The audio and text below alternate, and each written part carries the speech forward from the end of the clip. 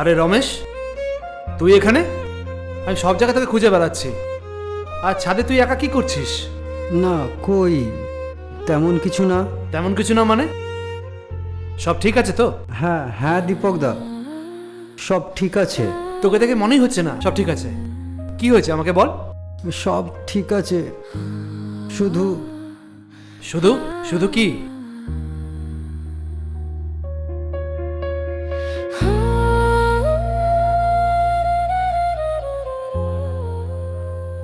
শুধু রত্ন নেই দীপক দা। রত্না নেই মানে? তা কি হয়েছে রত্নার?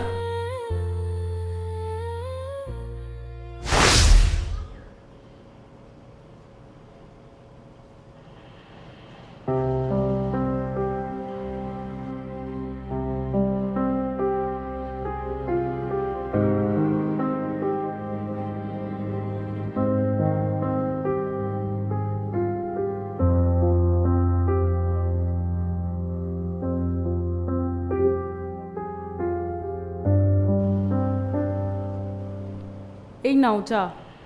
দাও।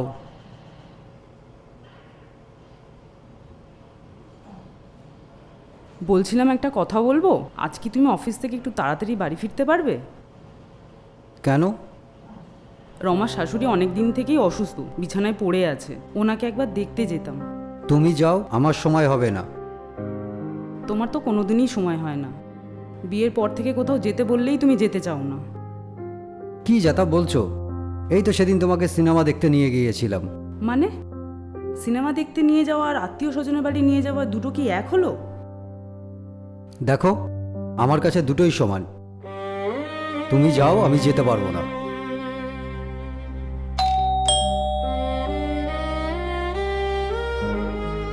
এখন আবার কি এলো? তুমি বসো, আমি দেখছি।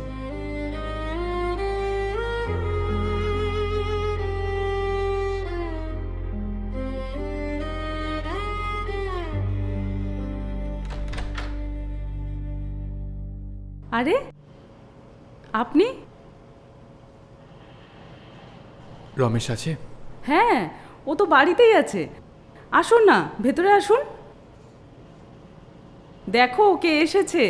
আরে সজল, আয় আয় আয়, বস বস বস।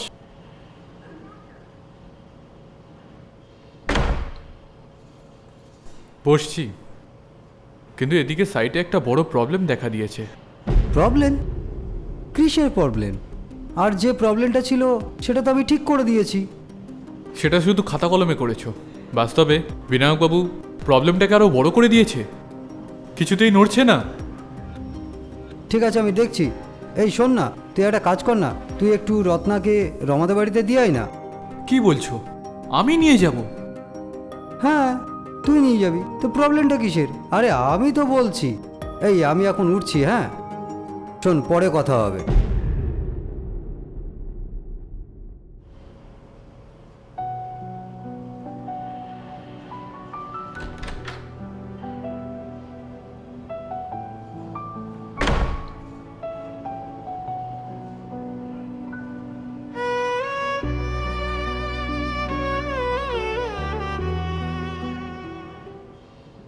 তোমার তো আজকে পোয়া বারো গো। রমেশ তো আজকে নিজেই আমাকে তোমার হাতে তুলে দিয়ে গেল। ও বুঝতেই পারলো না যে ও না বললেও তুমি আর আমি দুজনে একসাথে বেরোতাম।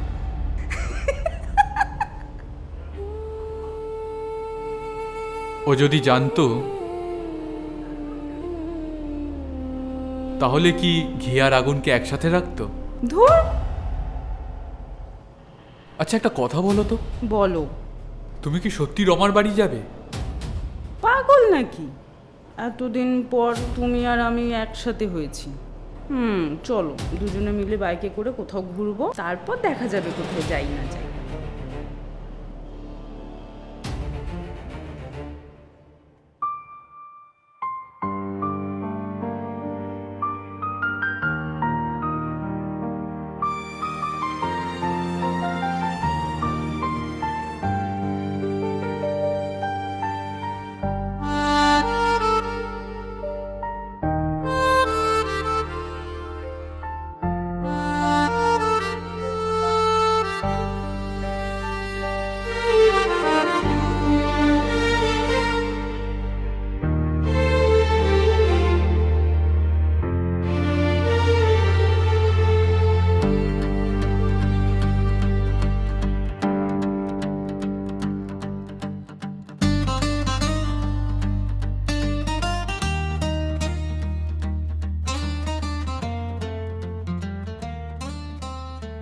আচ্ছা চলো, অনেকটা রাত হয়েছে, এবার বাড়ি ফিরতে হবে। আমাকেও তো বাড়ি ফিরতে হবে, তাই না?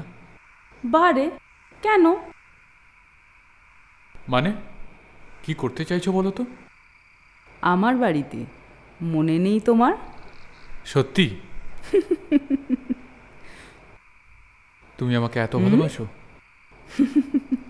চলো। চলো।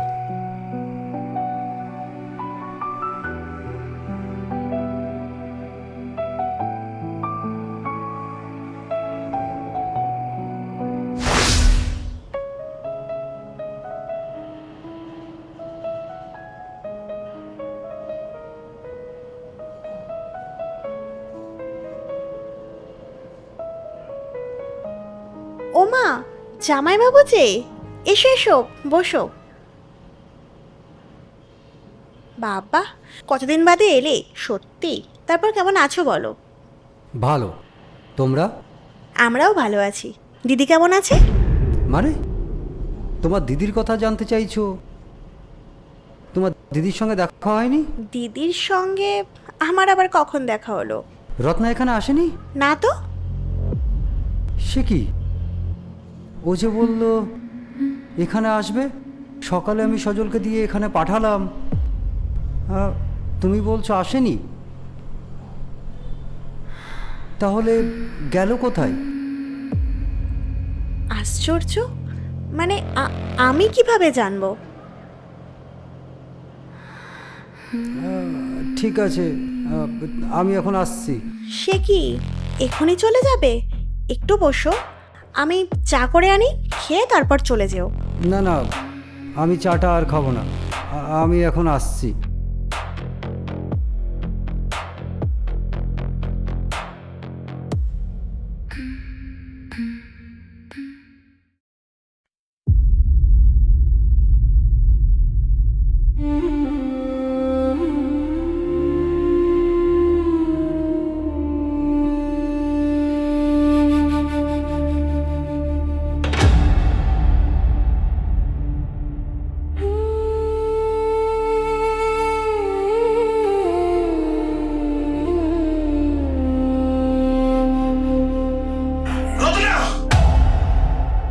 সজলদা,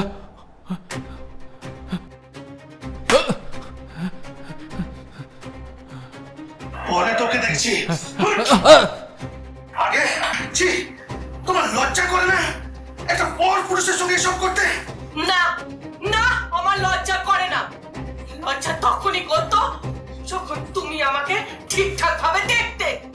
বিয়ের পর থেকে তুমি আমাকে কোনোদিনই সেভাবে দেখোইনি। না, মুখ সামনে কথা বলো। ছি, চুপ চুপ, একদম চুপ। একটা কথা বলবে না, একদম চিৎকার করবে না। নিজে আগে পুরুষ হও, তারপর তুমি আমার উপরে চিৎকার করবে। তবে রে, ছাড়ো, ছাড়ো বলছি, ছাড়ো বলছি, লজ্জা ছাড়ো, ছাড়ো, ছাড়ো।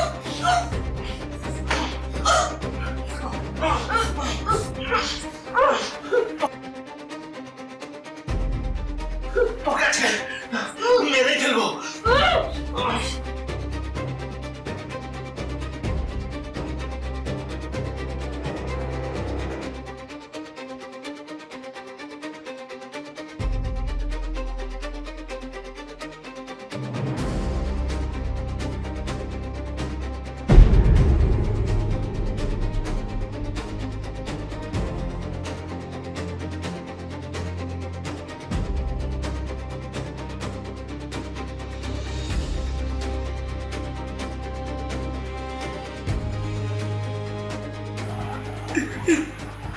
রত্না, রত্না,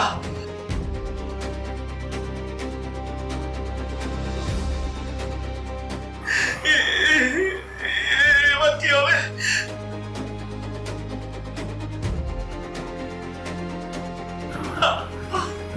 আমি আমি রত্নাকে মেরে ফেললাম নিজের হাতে।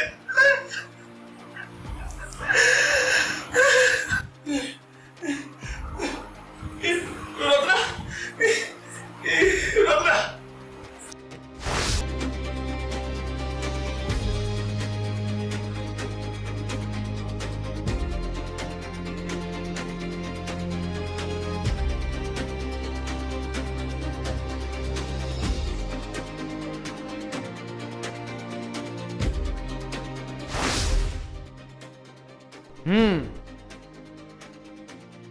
তার মানে তুই সারা রাত রত্না ডেড বডিটা ঘরে রেখে দিয়েছিলিস, কাউকে কিচ্ছু জানাসনি। আরে তুই আমাকে অন্তত জানাতে পারতিস। আমি খুব ভয় পেয়ে গেছিলাম দাদা, এখন আমি কি করব? ভয় পাওয়ার কিছু নেই, আমি তো আছি, সব ঠিক হয়ে যাবে। ভয় পাস না, আমি তোকে যা যা করতে বলবো তুই তাই তাই করবি। আমি থানায় যেতে চাই না, আমাকে তুমি বাঁচাও। ভয় পাওয়ার কিছু নেই, আমি যা তোকে করতে বলবো তুই সেটাই করবি। তার মানে থানায় গিয়ে আমি কি করব? থানায় গিয়ে তুই স্যারেন্ডার করবি, দেখবি সব ঠিক হয়ে যাবে। থানায় আমি যেতে চাই না, তোমরা থানায় নিয়ে গিয়ে আমাকে আটকে রাখবে, আর ছাড়বে না। আরে না না আমি থানায় যাবো রমেশ, না। ওসব কিচ্ছু হবে না। দাঁড়া, মৃত্যুকে ফোন করছি, একটু ওয়েট কর।